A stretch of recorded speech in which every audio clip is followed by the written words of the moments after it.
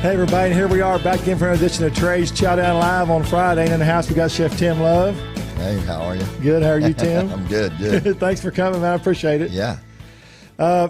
We got a lot of and everybody knows I hate talking about this, but we've had some more restaurant closings with the COVID-19, and I just want to say one thing, and I don't like talking about this, but I'm gonna highlight anyway. If you're gonna go to a restaurant and support local, which they really need you, you're gonna have to put a face mask on when you go in. You sit down, you can take it off, but to support them, you need to wear it and have it and use it. That way you can support locals. They need your help. Yeah, absolutely. I'll chime in on that. It doesn't really matter if you like wearing the face mask or don't like wearing the face mask. What we're asking you to do is do it so we can stay open. Yeah. It's that simple. Just wear the mask. You can take it off and you can sit down, you have cocktails, have fun, enjoy your friends. But that's the rules. And we like to follow the rules so we can stay open. We don't need to go backwards. We need to go forward. Yeah. It's terrible. So Tim, you've been in the restaurant business a long time. People that don't know, you've got your so you started here in Fort Worth, correct? The first restaurant that I owned was here in Fort Worth in the Stockyards. Yeah, Lonesome Dove. It's 20 years old this year. Right. One of my favorites. I guess that's probably the first restaurant that I ever ate at that you had. Yeah, probably so. Yeah, it's been quite a run over there, and we hate to relate it back to the COVID, but the thing is, we celebrated 20 years in June. We're just waiting until this thing's over so you can really celebrate it proper. That's right. So we just kind of kept it on the low for now, but it's been a great run at 20 years there. Yeah, and you were just telling me you have a new deal for lunch 2 days a week, correct? Yeah, we do lunch Friday and Saturday at Lonesome Dove. We have a great outdoor space for people to hang out, and but we do what we call soon-to-be famous smoked prime rib, 16-ounce prime rib for $16. We have an amazing burger that we grind in-house, a couple pieces of fish that we serve. And it's a little bit smaller menu. All the first course are available, which a lot of people like to come to Lonesome Dove and just get all of our, little bites that we have on the first course, like lobster hush puppies and devil crabs, things like that. But, the lunch has been very popular lately. It's great. And, if you come down the Stockyards, go check out Letty's, go get your hat down at Best Hat. That's right. Come back and grab you some lunch, have a couple of cocktails, enjoy yourself. And if the other place open around the corner, they can go listen to some music? That's right. White Elephant. That's right. White Elephant and Love Shack are both open, and we do have live music there every day, keeping the tradition of the White Elephant alive even through the pandemic. Yeah. You know what's funny to me is like when you talked to Tim while ago, CEO of here. Yeah. A lot of people don't know that you own White Elephant. They had no idea. It's still I'm shocked when people when I hear that, but yeah, it's the White Elephant's been around since 1858, right? And I bought it 19 years ago, and most people probably don't know it just for the fact that we didn't really want to change much. We love the White Elephant for what it is. My wife and I, when we first opened up Lonesome Dove, we always went to the White Elephant, had a couple of cold beers, and did a little two-stepping, which we love to do, and it just turned out to be a great asset for us, and I don't want to change that vibe at all. Sure. I want it to live on, and we've done that. We've just taken a couple walls out, opened the space up a little bit, changed the sound system to be a little bit better, but nothing that anybody would notice. It's just really, it's such a cool joint. I mean, it's about as authentic as it gets. It's one of my favorite places to go hear music. Yeah. Here. There you go. Now turn it toward you. There you go. Technical difficulties here. We're working on here we go because of the vid. That's right. we're the production staff has been down low, so we're working as we go here. That's all right though. When you're live, that's good. That's all about it. And you do a lot of TV, so you know what it's all about. Oh yeah, that doesn't bother me one bit. Okay, so can we go through your restaurants real quick? Yes. Would you like me to list them off? Yeah, please, if you don't mind. So obviously Lonesome Dove Fort Worth is the original. We have 3 Lonesome Doves, so one in Fort Worth, one in Austin, right, and one in Knoxville, Tennessee. Then we have the Love Shack, which is my burger joint. We have one in Fort Worth, one in Knoxville, one in DFW Airport. Right. Then we have the White Elephant Saloon, of course, which has the chili parlor in there. Which that's the hidden secret of everything, by the way. Yeah, people still don't know about that either. Yeah, that chili parlor. It brought that back from the old days. There used to be chili parlors all over the place in the Stockyards, right. And so I wanted to bring that back. We have a really good Texas Red, so if you want to check that out. And then also in Fort Worth, we have the Woodshed Smokehouse, which just celebrated 8 years. I love that concept, by the way. It's what's great about Woodshed is, and I was talking to somebody about this the other day. Of course, the food's great and things like that, and it's a quasi barbecue place, right? You don't line up in a queue. Right. It's full service, but the vibe there, everybody feels like they're supposed to be there. Whether you just got off the trail running, or you just finished a business meeting, all kinds of types of people. It's really, you can bring your dog. You can be like, it's just this whole vibe of like, you just came to my backyard and we're having a giant party. That's really what it feels like. Yeah. But of course, it's just been thriving, even with the COVID. And then Gemelli, which is one of the newer restaurants that I've opened in town, my Italian place, and it's over off White Settlement, and it's got these beautiful gardens. We have 10,000 square feet of vegetable gardens. Yeah. We grow our own vegetables and all of our own greens. We have live music there. We have an awesome gospel Sunday brunch, bocce courts. I mean, it's probably the most photographed spot in Fort Worth right now is in front of the love sign, by the way. I mean, I don't know what it is, but every girl that comes there has to take their picture in front of the love sign. So it's pretty fun. Yeah, and you have something really cool you're fixing to do over there. And I thought this was absolutely fantastic. And I read about it and I thought, and then somebody else texted me last night, and somebody else actually called me last night and said, is this for real? I said, I don't know. I'm going to find out. Yeah.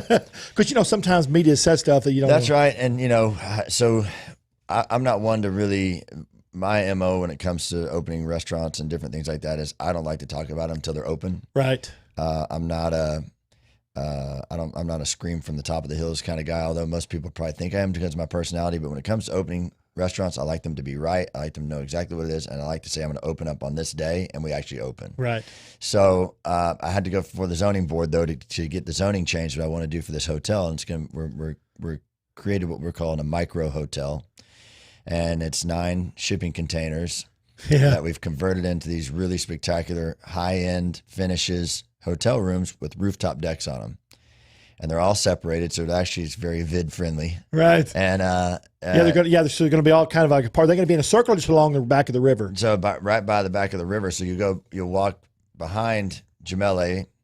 There'll be this really beautifully lined walkway, and then they'll kind of pair off in these different containers, and it's all be put together like a boat dock. So you'll be walking along this because it's raised up because we're in the floodplain, so we have to raise it up about 4 feet. No, that's right. Yeah. And it's really, really cool. Like it's probably the coolest idea I've ever come up with, and hopefully I'll pull it off. I think it's a magnificent idea. So we're creating a little mini resort at Gemelli. So it's going to have this beautiful pool with 4 cabanas that only the hotel guests or people that reserve cabanas can be in. And then, of course, got the stage with the live music, and we got the outdoor bar, and we got the gardens. I mean, it's just a really nice spot, and we'll have full service in the 9 hotel rooms. So breakfast, lunch, and dinner can be room service, or you come in. When you check in, you'll have fresh bread in your room. You have a little mini oven, so when you check in, we time that out to where you go into your room. It's fresh bread in the oven, pull it out with pesto. Man, that's so cool, Tim. Yeah, it's going to be very highly amenitized 9 rooms, and it'd be great for all the guests of the neighborhood, right? So the neighborhood have people come into town, they can stay right there. There's not a hotel within 2.5 miles of that neighborhood, so we're kind of providing this cool little niche. And, it'd be interesting to see how it works out. We feel pretty good about it. And you also said you're going to have each one's going to have its own balcony right on top. That's right. So you walk outside. So each has an indoor and outdoor shower, a queen bed, a little mini kitchenette that we have a full cocktail set up. So we'll have a service person come by at 5:30 and mix you up a cocktail for your happy hour if you would like. So that's one thing we do. One of the amenities that we have, it'll be already set up for you. We'll have a specialty cocktail that the server comes in and makes it in your room for you and then takes off.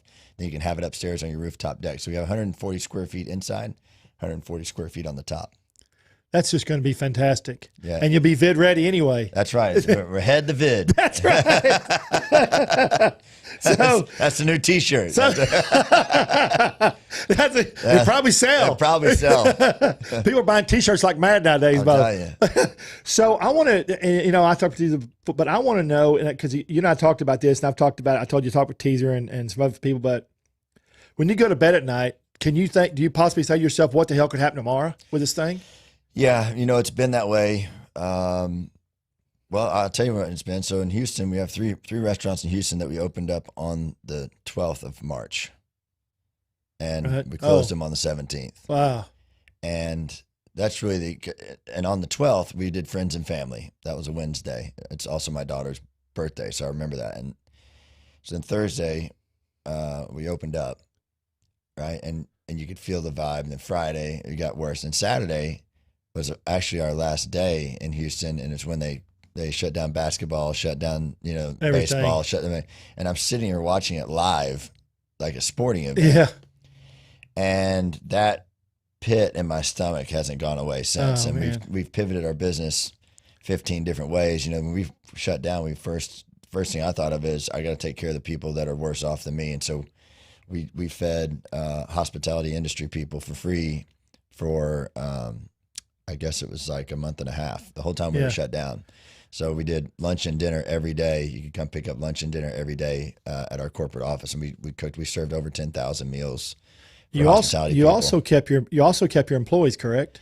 I kept all my salary employees because we let go of all of our hourly employees, but we put together a full packet of how do you get your unemployment, how do you do this, and this. Gave them 4 days notice, let them all work it out. They knew exactly what's happening. They knew how to go get it. And but we kept all of our salary employees, kept all their benefits. We did take a pay cut. Sure. And to this day, we've only lost 4 managers over the whole time of the vid, and we've brought back 80% of our workforce. So it says a lot to my team and what they do and how they do it. And you were smart about that, because as you said, when you fired back off, you have to have people. You have to retain the people that you know is going to do well for you. So when you open back up again, you'll have those people with you. Yeah. So when it got to be May 1st, and I made the prediction of 6 weeks, and it was almost 6 weeks to the number that we opened back up, which is kind of crazy. And so we were ready. We opened it, but it's been a struggle. Don't get me wrong. I mean, my guys have done an unbelievable job, and we sat yesterday and had a meeting. I had a meeting today at noon with my full team, and then I got a Zoom call with the entire management staff, 56 people today. We're making some really great leaps. I'm about to give some people a bunch of really good news today, so I'm excited to do that. And people say it all the time. It's unprecedented. It's actually beyond that, right? Because we don't really know what the rule is tomorrow. Yeah, I'm tired of hearing. I'm tired of hearing that. I just we got to deal with it and make it work. We're focused on the offensive now, and doing everything we can. We've created a new concept called burritos, fajitas, and Ritas, which is a takeout and delivery. I saw that Bill Cersei shared that. I saw that. It's doing really, really good. We're in 5 cities. We're a ghost kitchen 5-city franchise. Boy, those are getting popular. Yeah, and so it's doing good, and we've also created the same program to be on goldbelly.com, so you can order the whole burrito package with queso, the 3 salsas to be delivered to your door anywhere in the world. From goldbelly.com? Goldbelly.com. It's really cool. And we've tested it to New York, we've tested it to LA, and I just tested it to Italy, and everybody's super Does it happy. work? Really, really How do they we package it all. We do you it all. package it all. So did you make up some special? I obviously had to make up special packaging. Yep. So all the burritos arrive frozen. The queso arrives frozen. All the salsa's frozen. Just let it thaw out. Put it in the oven for 10 minutes. Perfect. Wow. Yeah. Where'd you come up with that concept? Well, we when the vid first hit, we're like, got to figure out something we can deliver them. So we started working on it. So we do custom burritos, and then we're doing custom burritos. Might as well have fajitas, Yeah. So you can't get the fajitas through Goldbelly because it doesn't freeze well, but the burritos freeze really, really well. And it's got to have some density to. Right, right. Yeah. So, but the locally, Houston, Austin, Fort Worth, Denton, and Knoxville, we have it all delivery and pickup in all 5 of those cities now, and it's really. I mean, the food's really good. I bet it is. It really is, and easy. And man, to start something like that in a pandemic where people are staying at home, or so, a lot of people are staying at home because they're scared to go out. They don't want to get sick, or maybe they have So that's what a great business to offer people. Yeah, we're really excited about it, and then we've noticed obviously that all of our outdoor places are doing well. And I hadn't mentioned Atico yet. That's the most recent restaurant I've opened up on top of the Spring Hill Suites in Fort Worth. I was just fixing to. My Spanish place, and it's doing really well. I was there last night. They're on a wait for 3 hours last night. That's crazy, isn't it? People want to be in that open air kind of space, and that's where they feel comfortable. And I don't blame them. I mean, you can understand. I mean, that's just and look. We're going to go with whatever it is, right? If it's got to be outdoor, we're going to convert outdoor. That's what we're going to do. And so, Woodshed does really well, and Gemelli's doing really well, and the Lonesome Doves are doing okay. But Lonesome Dove relies on a lot of corporate travel, obviously, and it's also a lot more cozy. Yeah. It's a little more social, right? So we're just waiting for people to be a little more comfortable. And until then, we're just going to keep on trucking down the road, and it's. it's just crazy. Every day, a couple of days you're in the, when we went from 75% back to 50%, I literally was in the fetal position for a couple Yeah, I of bet days. you were. Yeah, It's just like, you just get sick, and nauseous. and we can't, it's out of my control, right? And the thing is, the virus is there, right? So what can we do to be safe about it? I got a son that's at Texas playing football. I mean, we just had a 2-hour call yesterday about their protocols from from Coach Herman, and like we've got to figure out a way to live with it. That doesn't mean that we got to be unsafe, but we've Right. got to, as a society, figure out a way to live with it, right? And so, Right. so that, to your point, if we have to wear a mask to go in the restaurant, please wear the mask Wear the and come mask. hang out and come to the restaurant. Yeah, I did. I don't like wearing them, and I'm sure. I know you don't either. Yeah. But I went. I ordered all these different masks. I got like all these fun masks, Yeah, like yeah. big teeth and big lips and stuff. I just tried to do something fun with it because you got to wear them. If you That's want to right. support local, you got to wear them. That's exactly right. What has been to your case? If you could narrow it down to one thing for you, what has been the most challenging for you in this? And when this started, what was the most challenging thing for you? Without a doubt, it's people. We're in a people business to begin with. We know that, but really, the most challenging thing is getting people to come back to work. I mean, let's be frank about it. Yeah. It was better for them to sit on the couch and make unemployment than it was to come back to work, Right. and I get it. But our challenge was we wrote the safety protocols for the state of Texas. Our COVID-19 playbook is more intense than anybody's. Right. And my number one concern was I want to make sure that my staff was safe, right? Because if my staff is safe, then that means my guests are safe. And if my guests are safe, then they're happy. And it's that kind of way it trickles down. So we got to take care of our people first. And once they know that we've taken care of them and they're safe, then they project that kind of same safety onto the guests. And we've been very successful with that. Our team has done very, very good. And I'm really, really proud of what they do and to have the courage to get in it and then understand how safe it is and keep moving down the road. And so, when you come to my restaurants, you get your temperature taken. We take your email just in case we need any contact Yep. tracing. So we let you know Yep. if something happens, we can get a hold of you and let you know. And it's a safety and a courtesy thing. And all my employees get their temperature taken on the way in and on the way out. Right. So we have a full history of what's going on with everybody that comes through our doors. And so that's all that we can do, right? It's all we can do. What you said. It boils down to how you facilitate it and train your people. Yeah. If you do that correctly, then they're going to do it. And that's just like when this thing started. I told people, the restaurateurs who don't give up, who stick with it, facilitate, train their staff, and do it, are going to make it. The ones who give up aren't. And there's a lot of them who've just given up, couldn't do it. Yeah, and it's expensive. Right? Yeah. We're not making any money right now. No, yeah. But we're keeping people employed, which is very important. Keeping the machine moving, also very important.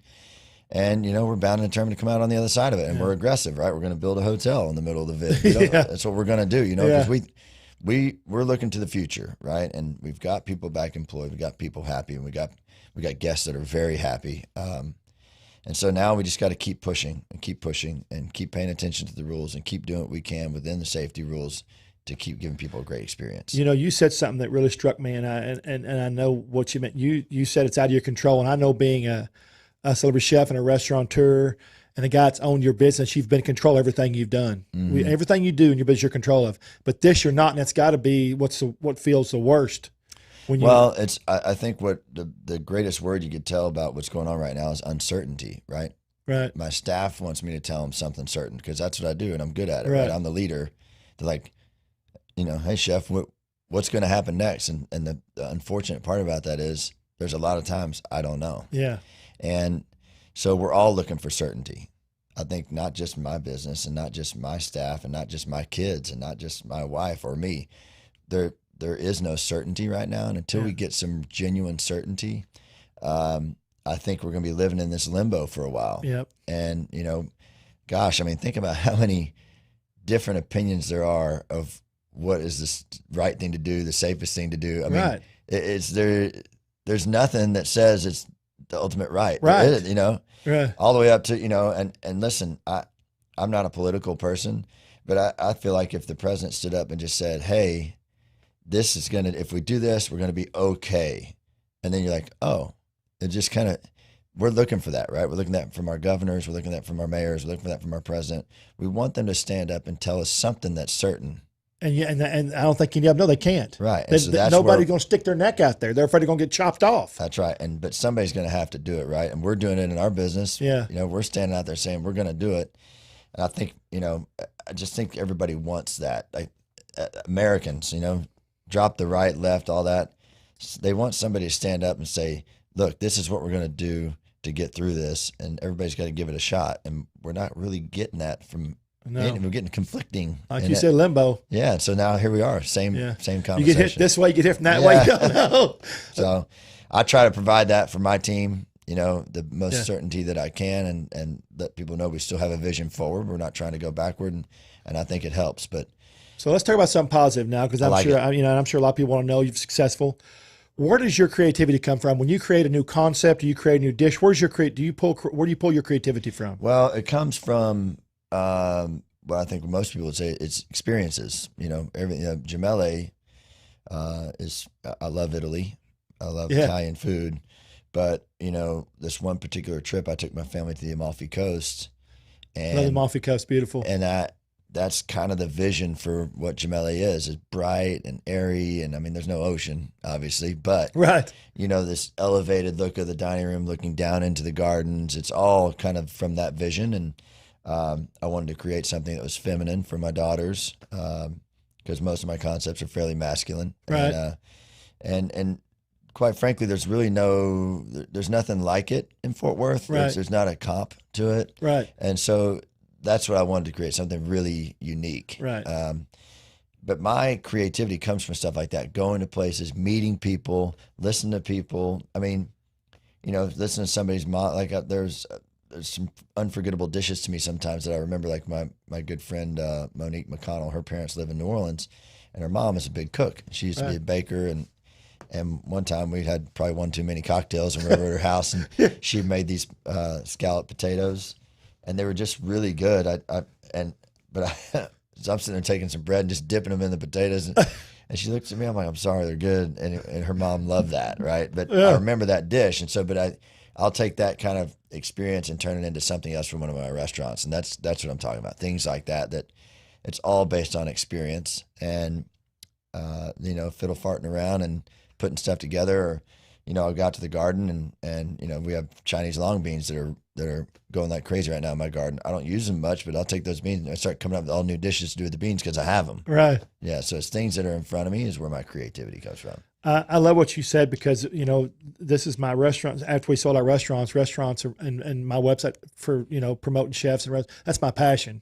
And so I love traveling around. I told you we spent the last 4 weeks traveling. We went five different states. Yeah. And I love seeing different dishes, seeing what people what come up with, and it's neat to get out and experience that. There's a chef I worked for a long time ago. He said, "Don't ever think you created anything with food."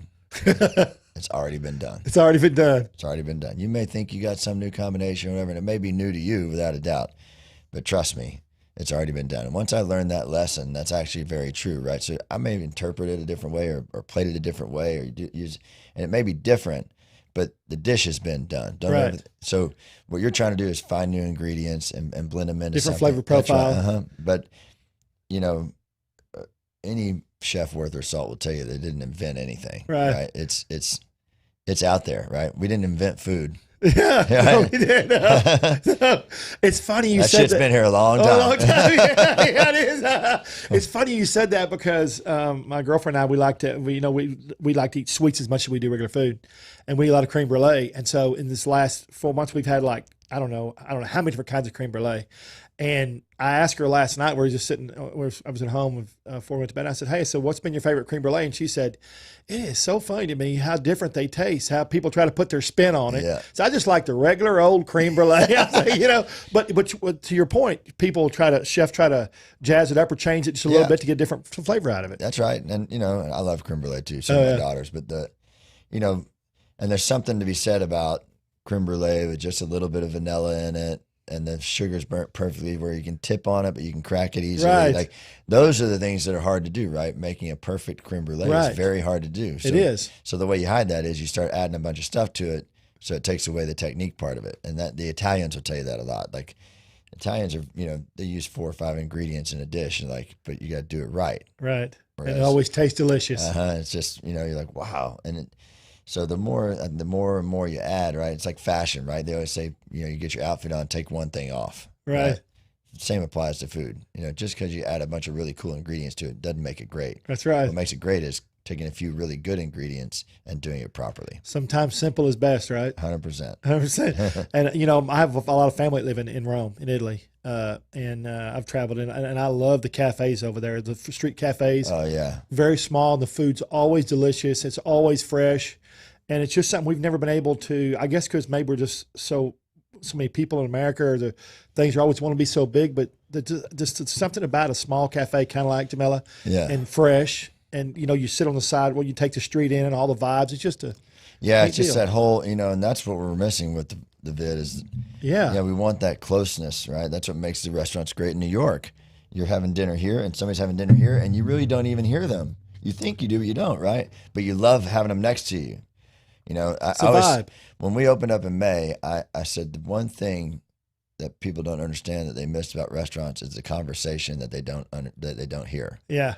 That's what you miss about restaurants, right? Yeah. You miss hearing that conversation over here that you're not listening to, right? Right. You miss that conversation that you're not listening to because you like that zen of people around you enjoying themselves. And we're humans, man. We love people having fun. Yeah. And that's our whole thing. We love it. And so we've got to have restaurants, right? So we got to keep it going. We got to keep pushing. We got to keep the local people alive. I mean, support local. And I tell people all the time, look, some people will tell me, man, I don't know how you're going out. I don't want to go out. I don't want to go. Dude, in order to go delivery, because here's the deal. You may not want to do it right now, but if they're all gone when you're ready to go out, it's going to be hell because it's going to be hard to go do anything. What, do you want to go to Fridays? Yeah. I mean, it's not. And you said, when we were talking out there, you said something, I felt exactly what you said when you were talking about live venues and stuff.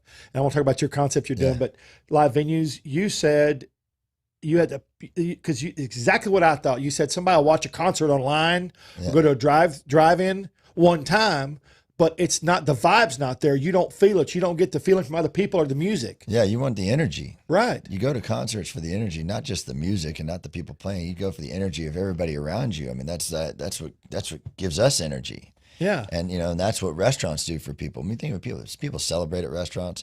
I mean, everything happens at the dinner table. Right. Everything. I mean, like engagements, divorces, celebrations. I mean, everything happens at the dinner table, right? Everything. And so to take that away is detrimental to people's health. And, and we're seeing it with the concerts. That's detrimental to people's health. And so we've got to figure out a way to get people back together safely, obviously, but we just got to start figuring it out. I mean, if it's outdoor concerts and everybody wears masks, I think we should do it. I mean, whatever it takes, we got to get human interaction back, because I think we're going to see a lot more problems from the COVID, not because of people getting COVID, but because of people being cooped up. Right. I think he needs to. I think Governor Abbott needs to open the bars up and just have people wear masks. You can still hear music. You can be safe. I mean, I don't think you should keep it. These guys, people have a lot of money invested, their whole life invested in these things. Yeah. No matter what it is, in my opinion, that's what I would do. Yeah, it's a tough call, and I would not want to be a politician. I told you, and I talk about that. I wouldn't want any political job nowadays. Right. It doesn't pay enough. No, it doesn't pay enough, and you ain't going to win anything. No, you're not going to win a thing. So let's talk about your new cooking concept you talked about. I thought that was a fantastic idea. Yeah, so we as we talked about with the concerts, people are doing concerts online, which I think is great, but you can't. It's the first time in history where I feel like doing a cooking demo is actually beneficial online, whereas doing a concert online is not, right? So we've always toyed with, because we own music festivals and food festivals, you 20,000 people go watch one guy play a guitar, right? And they think it's spectacular, right? But 20,000 people watch somebody do a cooking demo, it's just not spectacular. You can't taste the food, you can't smell the food, you can't even, you can see it on the screens and stuff, but that just you don't get the energy. So I came up with this concept of doing an online or a virtual cooking demo, but what we do is we send everybody the ingredients. So not only do you get to see it, but you're cooking live with me. And that's what everybody's always wanted to do anyway. Yeah. So we recently did one with Live Nation, a grilling demo. We did salmon, skirt steak, cauliflower, and spring onions. Oh, wow. So we send everybody everything you need, plus a list of all the tools that you need, plus a way to set it up, a picture of a way to get it all set up. So when you start, we go live, your table looks just like my table. And then we cook together live with a moderator who takes all the questions on Zoom. I answer all the questions live, and we take it slow, and everybody cooks together. It's really, What really a fantastic spectacular. idea. It's really fun. And so, we send out the kit, and we encourage people to maybe do it with their boyfriend, girlfriend, spouse, or whatever, roommate, so we can send 2 sets of ingredients, which allows it to be a little bit cheaper because shipping is expensive. Yeah. That's the rub here is the shipping. But for $150, 2 people have full dinner. They get to cook it live with me. We send a little shot of tequila, which is probably illegal, but we do it anyway. And then, because it's me. Yeah, that's right. And then we tell them what wine to buy and just have this wonderful, wonderful experience. And I'm actually doing it with Paper City and Woodford Reserve. We're going to do a 3-part series coming up September. We're going to do one for the Derby. Awesome. A cookout for the Derby. So you can go pretty soon. It'll come up and online. You can go order that and cook live with me. We're going to do 300 people each shot. And it's really, really fun.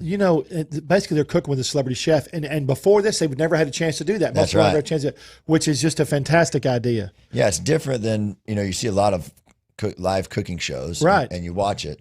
But the difference here is you're cooking the exact same ingredients with me, able to ask questions and get the end result and have a lot of fun. It's really fun. I mean, especially sometimes people ask some really funny questions. So then I start the whole deal with, you got to understand, I'm going to make fun of everybody, but mostly myself. So, we get a lot of fun questions and a lot of fun answers, and try to bring some joy, Sure. Bring some stinking joy around here. So where'd your creativity come from that? Were you just trying to pivot and trying to find something new? And yeah, I've always thought, at Austin Food and Wine, I do the world's largest hands-on grilling demonstration every year. 500 people, open fire. Everybody's got their own grill, open fire, and we do the whole thing live, right? Yeah. And I started thinking, how can I bring this to virtual? And I said, well, we'll just send them the ingredients. And I mean, it's been a really, really successful program. Yeah, that's just a great idea. It's so much more fun than watching. Don't get me wrong, it's fun to watch it. I mean, these guys and girls are doing amazing jobs. They're doing a lot of my colleagues, but our concept is you get this beautiful box, really well prepared, and lots of fun stuff in it, and then you get to set up and cook. I mean, that's what we all want to do, right? Yeah. We're at home having to cook anyway. Yeah, might as well do it with somebody fun. That's right. Yeah.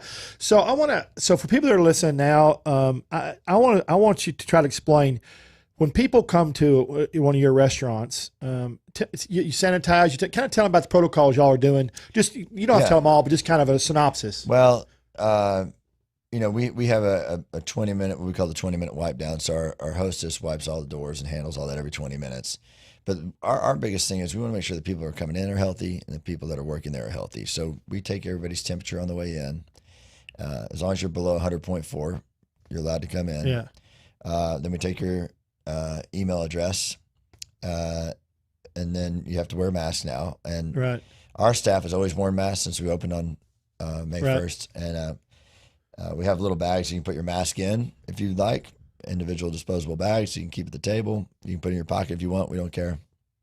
And then all of our staff take their temperature on the way in and on the way out every day. So we feel like our safety protocols are the best. We've stayed clear of the COVID at our restaurants. We don't feel like it's ever been generated at the restaurants. We've had a couple employees that have tested positive, but that was on their way back. They're off on vacation, so we quarantined them 14 days, got a negative test, brought them back. It's just never been in the restaurants. We're very fortunate, but we work really hard at it. I think your temperature deal is right on. Yeah. I think all the restaurants, when I left Texas, all the restaurants there and all the way back, all doing temperature, take your name. And I think it's super important.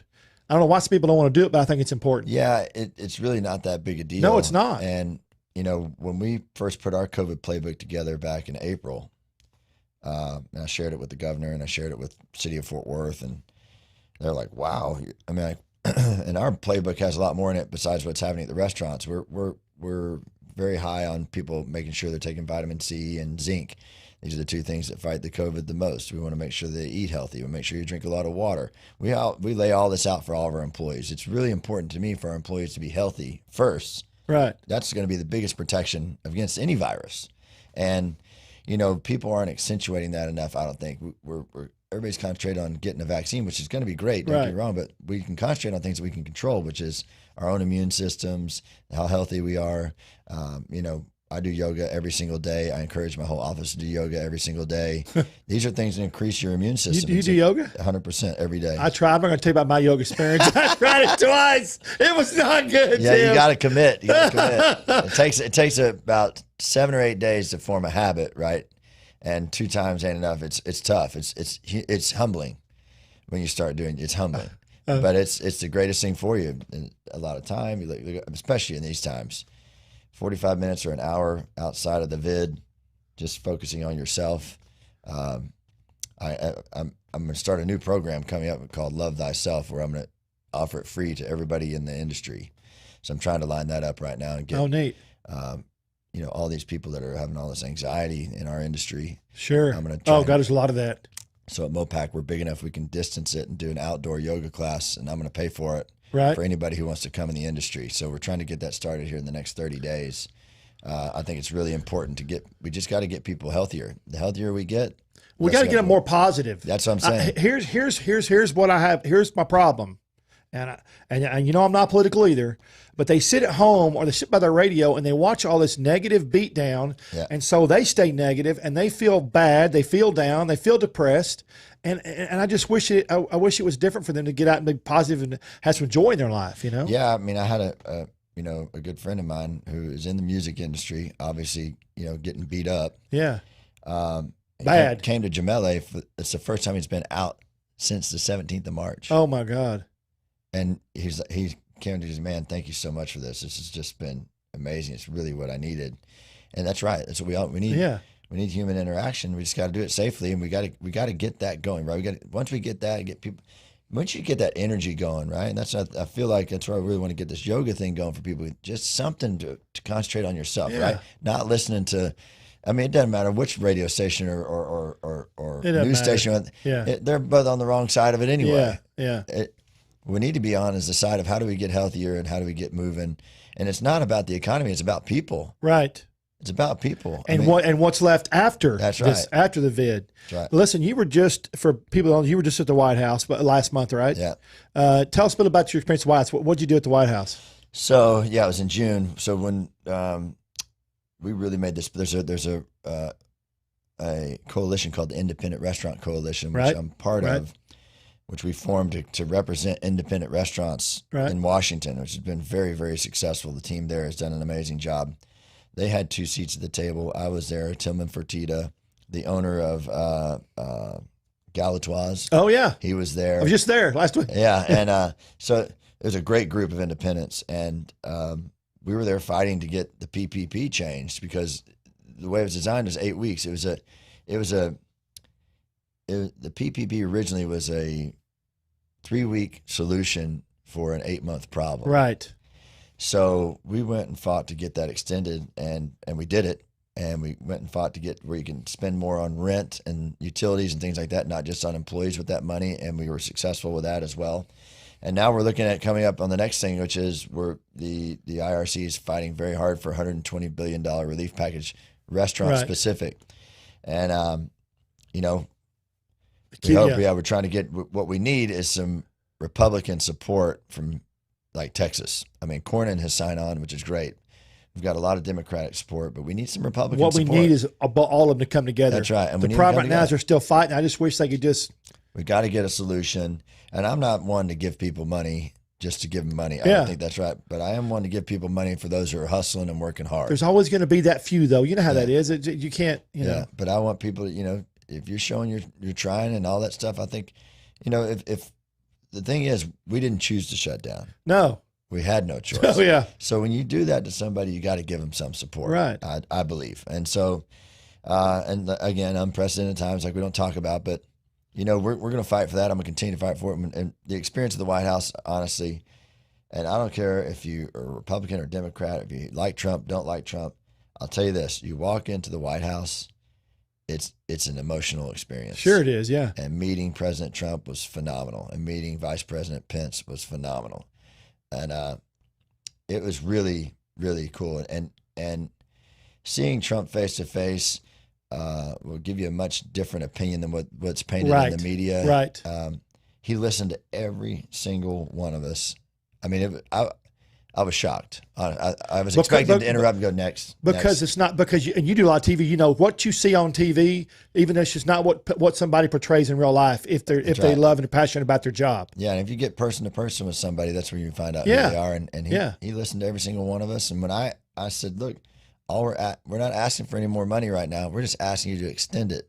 And I remember him going, that's the easiest thing anybody's ever asked me. I can do that, right? And he looked over at Mnuchin, and Mnuchin goes, I think you can do it. And I said, it's never been done before, but you are capable of doing it. And he loved that, right? Like, He wanted to be the first. That's right. Yeah. Oh, boy, you knew where to get, didn't you? Right. So, we really appreciated it, all of us. And there's people in the room that were on both sides of the political fence. And sure.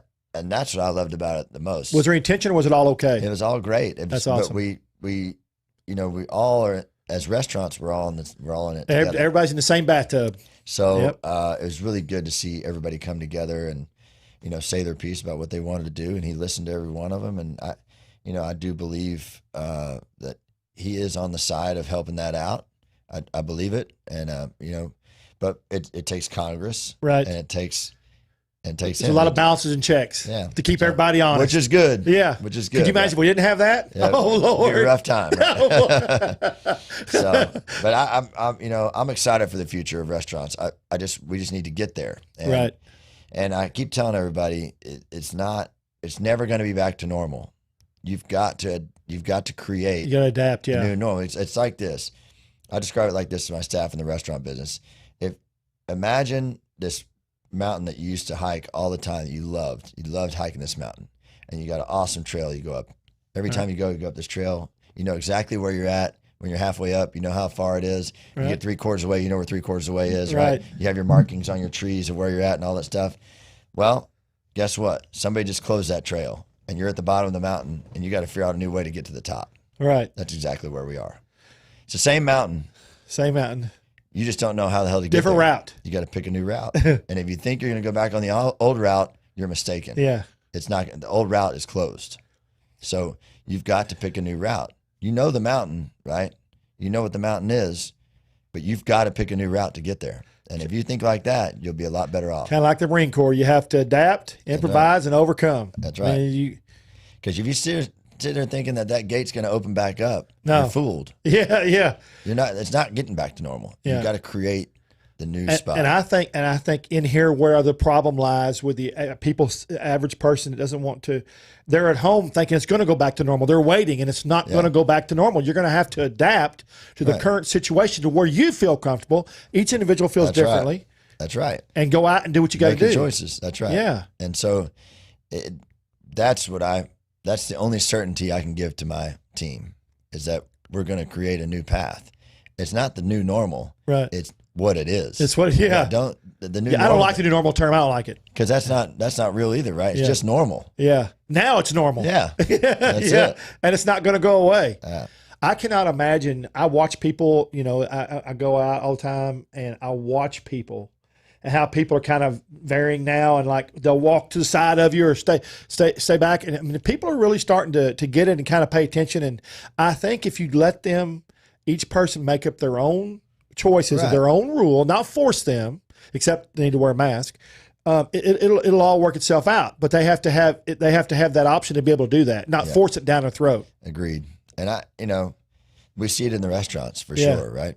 People are comfortable once they get sat down, right? Even the new people, like I told you, it's, this friend of mine that was there 2 days ago, first time out since March 17th. God dang. I tell you, I don't want, oh man, I can't do it. It's crazy, but you know what? You could see him get into his groove. He starts, he had his daughter with him and his wife and her friend. And all of a sudden they're laughing and it's like, whoa, how great is this? We've got people having conversations around us that we don't know. Like that's what humans need. Yeah. And I'm just happy that I'm fortunate enough to provide that, and just seeing people smile, and it's a great feeling. That's why I'm in the business. That's right. And I was just fixing to tell you that the average person, you understand because you're in the restaurant business and that's what you do. And I'm in the food, and that's what I do. I understand how important the atmosphere is to people. They don't even realize that. Let's just say you go to Eddie V's, and they got those guys in there playing in the salon there. Okay, you're eating. People don't pay attention to it half time. But subliminally, they're out there to get their fix on the atmosphere. Yeah, a little jazz. And, yeah, and then all of a sudden you take that away. They're like, what happened? Yeah, and now I'm stuck at home. Yeah, yeah. I think it's really made people think about life and how important their life is. Yeah, and the things that you need and don't need. Yeah, right? And what we do need is we do need restaurants, and we do need bars, and we do need live music. Yeah, you think, it's like I don't know how many people have a sourdough starter now. Yeah, yeah.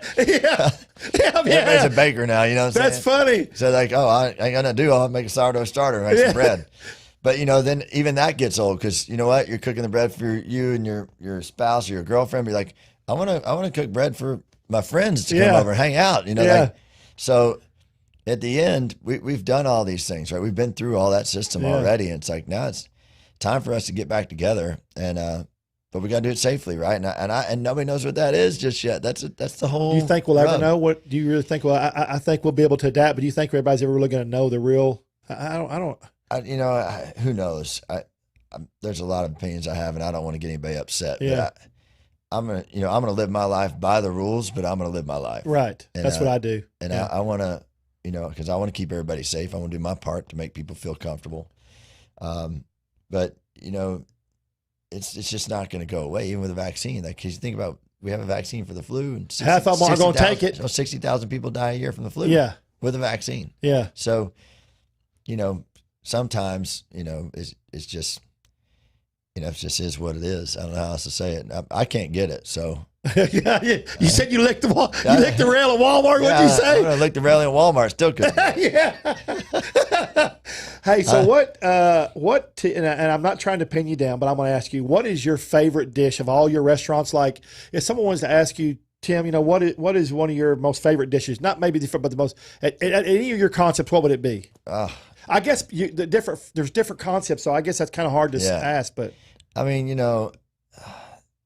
it just depends on the day and time, honestly. Like, we do a crudo every day at Gemelli, right? Out of tuna or salmon. Oh, wow. We go pick chilies and vegetables out of the garden. And I mean, yesterday we did a tuna with a pickled hatch chili, with chili rubbed orange supremes. I mean, it's just really, really delicious, and bright in summer. Yeah. But then, I think back at Lonesome Dove and the original number one, the garlic stuffed tenderloin. I mean, hell, you can't go wrong with that. It's been on the menu 20 years and still sell a ton of them, Yeah. So, and then, we make amazing venison sausage up at Atico, which is really great. I had that last night. And then you go to Woodshed, and our beef rib there is tremendous. The beef shank there is crazy good. Yeah. And then Woodshed in Houston, we do a smoked Peking duck.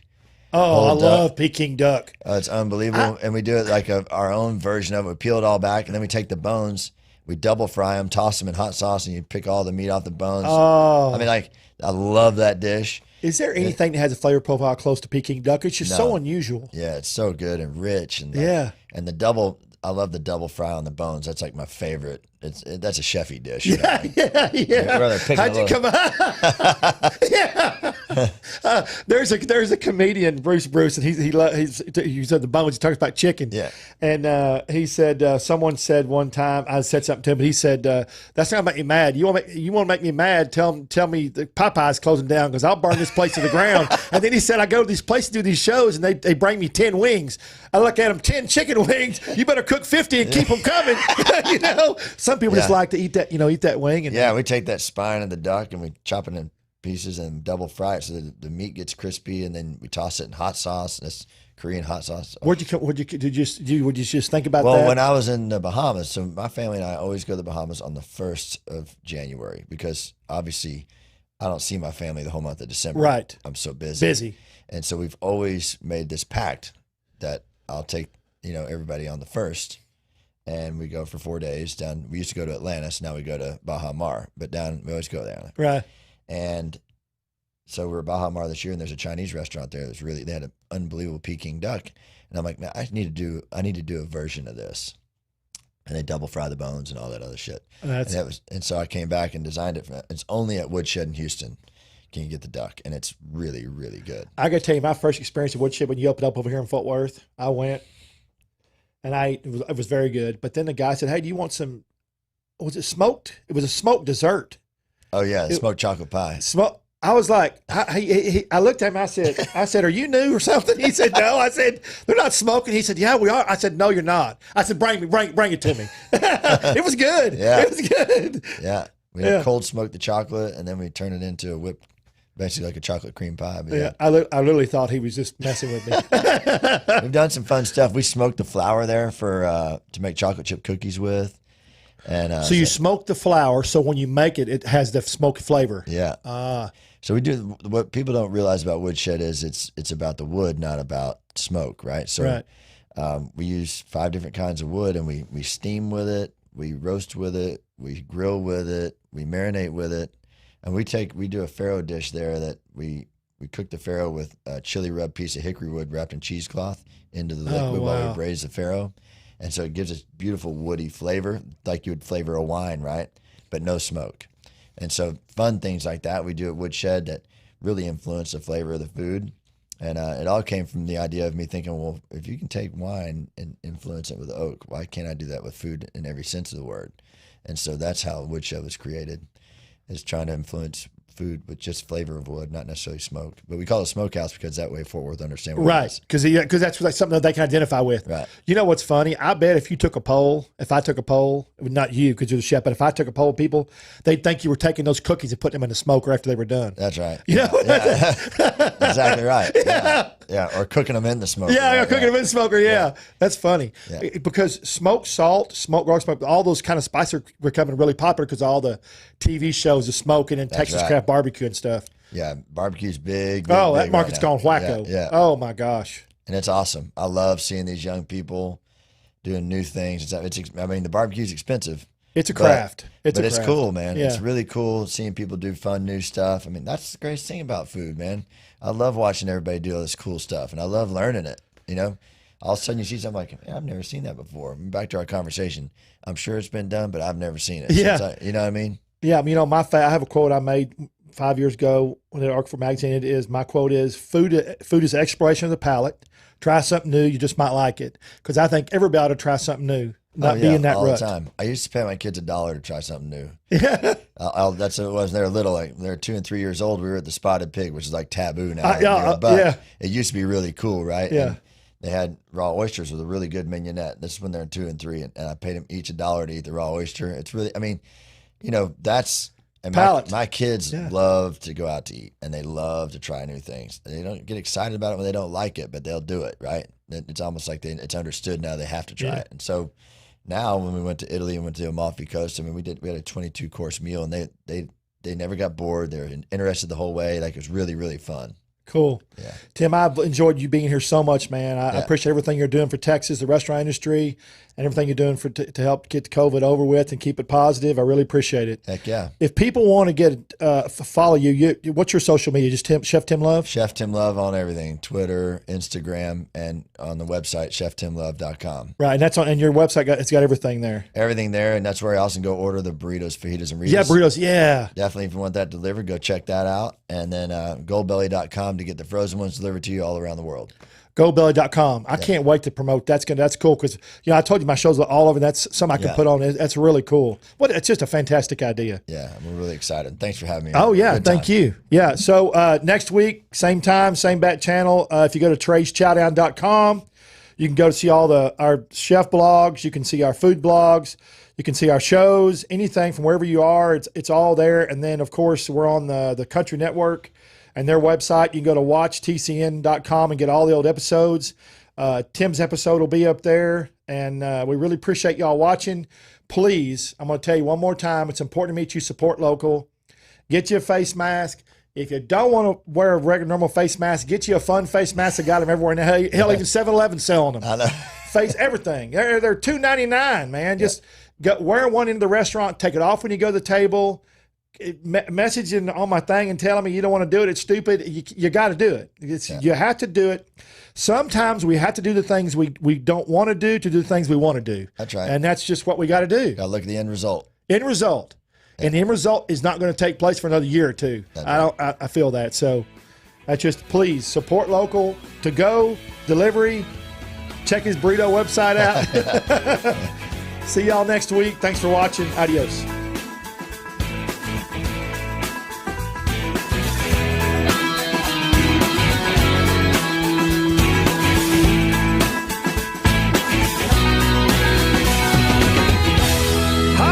I'm Trey Chapman, publisher of TreysChowdown.com. I'm passionate about finding the best food, drinks, and chefs and sharing it all with you. I should know I have over 5 decades of food experience. Find me on any podcast platform, Facebook Live, or just Google me. Now you can watch and listen to all my great finds every week on my live TV and radio podcast at Treys Chowdown Live.